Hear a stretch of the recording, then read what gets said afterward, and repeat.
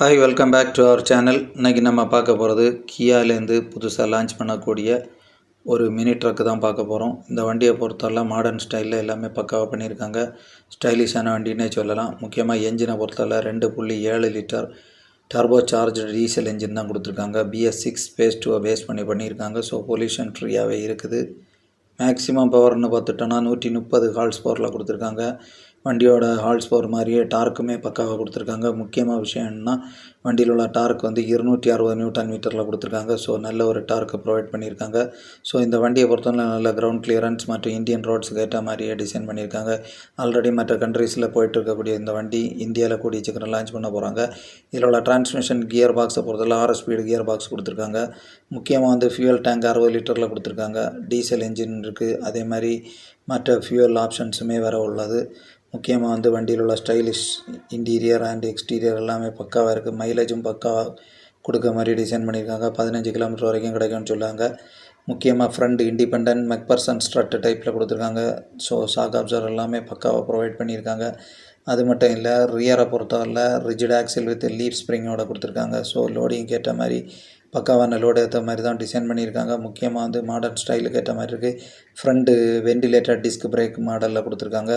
So அது மட்டும் இல்லை, ரியரை பொறுத்தவரையில் நமக்கு மற்ற ட்ரம் பிரேக்ஸ் கொடுத்துருக்காங்க. அது மட்டும் இல்லை, ABS EBD இந்த மாதிரி விஷயங்கள் எல்லாமே கொடுத்துருக்காங்க. ஸோ மாடர்ன் ஃபீச்சர்ஸ் எல்லாமே வந்துடுது.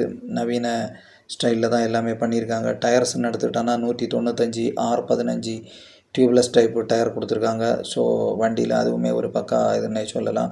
LED ஹெட்லைட்ஸ் வந்துடுது வித் DRLோட வருது. இப்போ உள்ள வண்டி எல்லாமே இந்த DRL ஃபெசிலிட்டியோட வர்றதுனால அந்த ஸ்டைல்லே பண்ணியிருக்காங்க. சார்ஜ் கார்கோ பெட்டுன்னு சொல்லும்போது அந்த 3-வே ஓப்பனிங்கில் கொடுத்துருக்காங்க. ஸோ 2 சைடு ஓப்பன் பண்ணலாம். அதே மாதிரி ரியரில் ஓப்பன் பண்ண மாதிரியும் கொடுத்துருக்காங்க.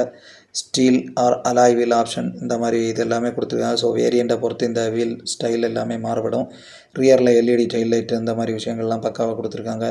ஸோ மாடர்ன் ஸ்டைல் எல்லாமே இருக்குது. நல்ல லோடிங் ஏரியாவும் நல்லா இருக்குது. ரிவர்ஸ் கேமரா, பார்க்கிங் சென்சார் இந்த மாதிரி விஷயங்கள் எல்லாமே கொடுத்துருக்காங்க. முக்கியமாக இது எல்லாமே இன்றைக்குள்ள காலகட்டத்தில் ரொம்ப அவசியமான ஒன்றா தான் இருக்குது. சீட்டிங்குமே டிரைவர் +2ன்னு சொல்லியிருக்காங்க. ஸோ கேபின் நல்லா அதுக்கேற்ற மாதிரி நல்ல விசாலமான இடத்தோட அமைச்சிருக்காங்க. முக்கியமாக டச் ஸ்க்ரீன், இன்ஃபோர்டைன்மெண்ட் இந்த மாதிரி இது எல்லாமே கொடுத்துருக்காங்க. ஸோ டைம் பாஸ் பண்ண மாதிரி உள்ளால இன்டீரியரில் எல்லா ஃபெசிலிட்டியுமே ப்ரொவைட் பண்ணியிருக்காங்க. டிரைவர் டிரைவர் 2 பேருமே ஸ்டைலாக உட்காந்து நல்ல கம்ஃபர்ட்டாக போகிற மாதிரி தான் பண்ணியிருக்காங்க. ஏர் கண்டிஷனிங்கும் இருக்குது வண்டியில்.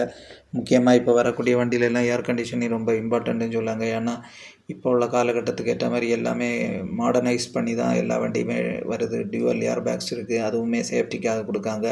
டிரைவர் டிரைவர் 2 பேருக்குமே வந்துடுது. முக்கியமாக க்ராஸ் வெயிட்டுன்னு சொல்லியாச்சுன்னா 2920 kg இருக்குது. இந்த வண்டியை பொறுத்தவரை நிறைய லோட் ஆப்ஷனில் இருக்குது. 1700 kg ஏற்ற மாதிரி இருக்குது. 2000 kg ஏற்ற மாதிரி இந்த மாதிரி பல வேரியண்ட்டில் வண்டி ரிலீஸ் பண்ண போகிறாங்க. முக்கியமாக நம்ம இந்தியன் ரோட்ஸுக்கு ஏற்ற மாதிரி இருக்குது. அது மட்டும் இல்லை, எலக்ட்ரிக் வெர்ஷனுமே வரப்போகுது. இதில் 100 கிலோவாட் அவுட்புட்டில் உள்ள மோட்டார் பயன்படுத்தியிருக்காங்க.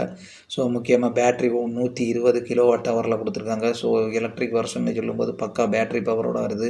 அது மட்டும் இல்லை, இந்த வண்டியை பொறுத்தவரை ரேஞ்சு 400 கிலோமீட்டருக்கு மேலேயே போகிற மாதிரி தான் டிசைன் பண்ணியிருக்காங்க.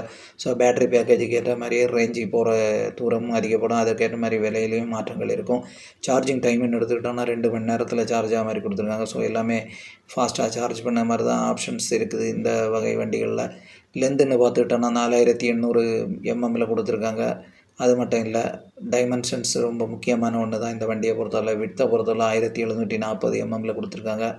அடுத்த விஷயம்னு சொல்லியாச்சுன்னா ஹைட்டுமே பக்காவாக இதுக்கேற்ற மாதிரியே டிசைன் பண்ணியிருக்காங்க. 1970 mmமில் கொடுத்துருக்காங்க. முக்கியமாக இந்த வண்டியோட மாடர்ன் ஸ்டைல், அப்புறம் 3 சைடு ஓப்பனிங் இந்த மாதிரி இது எல்லாமே பெஸ்ட்டு ஃபீச்சர்ஸ்னு சொல்லலாம். இந்த செக்மெண்ட்டில் இருக்கக்கூடிய வண்டியில் இது ஒரு நல்ல கிரவுண்ட் கிளியரன்ஸை கொடுக்குது. 200 mm வரைக்குமே கிரவுண்ட் கிளியரன்ஸ் இருக்குது. ஸோ பக்காவான வண்டி, நல்ல தரமான வண்டின்னே சொல்லலாம். வீல் பேஸுமே அதே மாதிரி தான் 2415 mmமில் கொடுத்துருக்காங்க. ஸோ இதுவுமே இந்த செக்மெண்ட்டில் கொஞ்சம் அதிகமான வீல் பேஸ் தான். மற்றபடி பார்த்துட்டோன்னா வண்டியில் வாரண்டி 3 வருஷம் வாரண்டி, இல்லைன்னா 1,00,000 கிலோமீட்டர்னு சொல்லியிருக்காங்க. ஸோ இந்த வண்டியை பொறுத்தவரை ப்ரைஸுமே நார்மல் இதில் தான் சொல்லியிருக்காங்க. முக்கியமாக இதோட ப்ரைஸ் வந்து 10 லட்சத்துலேருந்து ஸ்டார்ட் ஆகும்னு சொல்லுவாங்க. ஏன்னா இதில் நிறைய இன்டீரியர்லாம் நிறைய அட்வான்ஸ் ஃபீச்சர்ஸ் எல்லாமே கொடுத்துருக்காங்க. ஸோ இந்த விலைக்கு இது கரெக்டான இது தான் சொல்லலாம். முக்கியமாக இந்த வீடியோ பிடிச்சா லைக் பண்ணுங்கள், ஷேர் பண்ணுங்கள், சப்ஸ்கிரைப் பண்ணுங்கள். தேங்க்யூ.